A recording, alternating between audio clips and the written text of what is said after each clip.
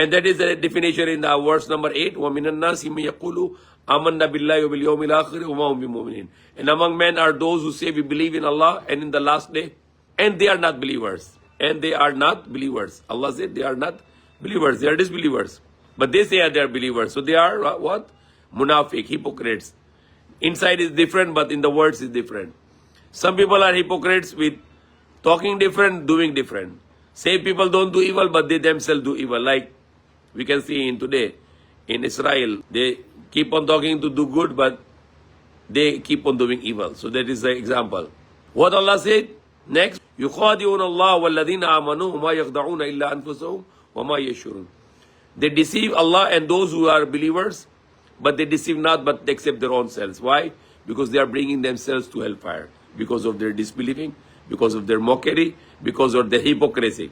They deceive Allah and those who believe, they thought that we are deceiving them, we are telling them we are believers, but we are not believers. They deceive Allah and those who believe, but they deceive not but their own selves. وَمَا يَخْدَعُونَ إِلَّا أَنفُسَهُمْ وَمَا يَشْعُرُونَ.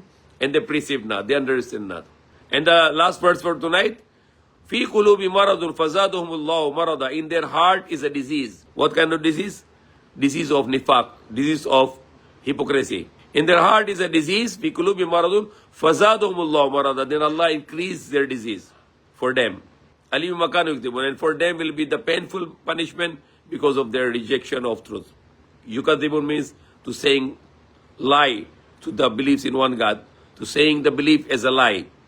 So they will not be punished. They will be punished with a severe punishment, the painful punishment, and will be given to them. Like example in Surah Munafiqun, they come and they say that we testify you are the messenger of Allah. Allah said they are liars. Why?